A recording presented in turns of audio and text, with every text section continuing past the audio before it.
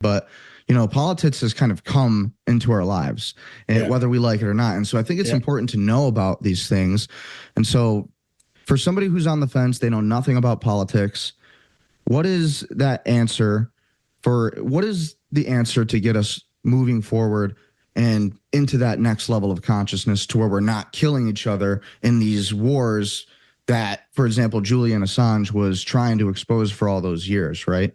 What's that advice that you have? Well, I mean, we have to expose the stupidity of the tribalist society to start with, because why are 85% of Americans subjecting themselves to an argument between two extreme ideological portions of our society? I mean, there's basically 7 million progressives in the United States, or 7%. It's like 12, 15 million. And there's maybe 15 million right ideologues. So 30 million people are dictating the behavior and the lifestyle of 300 million other people. It doesn't make any sense. So logically, we have to expose the absurdity of it and try to get rid of the tribalism to get back to where we need to be. Almost every interview I do, the host says, "What did you write about in your book on tribalism? How does this get solved? What did you say?" And I said basically three things. I said the easiest way to solve tribalism is unfortunately a way we don't want to experience, and that is something like 9/11. Because when 9/11 happened, we were united the day after as a country, no question about it. And that would happen again if there were a uniting factor. I thought COVID would be a uniting factor, but it wasn't. I've since read books and articles about it, which kind of explain it, which is that when there's a natural catastrophe, people come together. There's a tornado, people in the town pitch in, help clean up for their neighbors and blah, blah. When there's something like a pandemic, they turn inward instead of turning outward because they're worried about staying alive and they're worried about their family staying alive. So it isn't really a unifying thing. But it also became very politicized because Trump went far enough to put the vaccine through.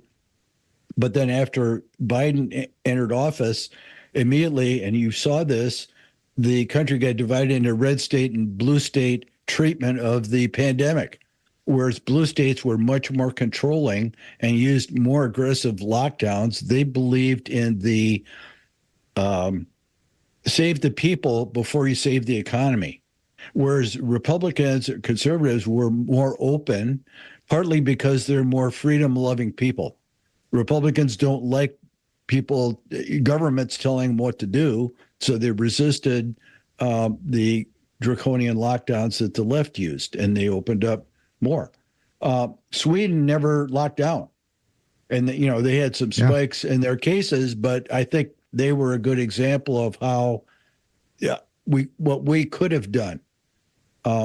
So there's the big event that brings us back together. Two other options that entered my mind. One is that, and this is kind of like pointing out the stupidity of it, we all get tired of it. I mean, you ever hear the word zeitgeist? I have. Okay. And if you look at history, the zeitgeist is a real thing. It's kind of diffuse to describe, but it usually runs for 20 or 30 years, and where the behavior of a society just flows into another behavior.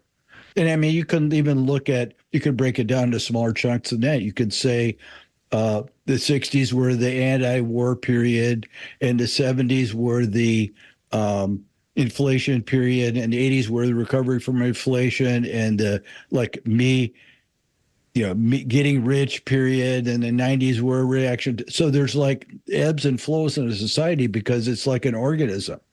So there could be a time where we all get tired of it because realize the stupidity of it and move on. It moves on, or the zeitgeist moves us on to something else. The third option is consensus based on belief that we can find consensus together. So we break the model by learning to communicate with the other side in a rational way and moving forward together. I belong to a organization called Braver Angels. Have you heard of it? I have not heard of it. Okay. braverangels.org.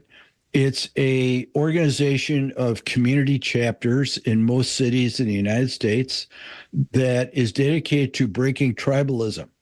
And it's not the only organization that's trying to do that, but I think it's the biggest one. And so what happens is the Columbus chapter, which I belong to, their meetings every month, and they're basically half reds and half blues at each meeting.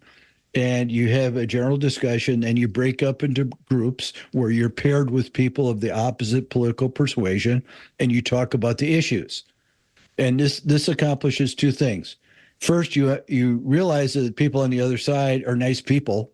They're not awful people that are crazy, which is what you'd read on social media. And secondly, you find out that the consensus isn't that hard.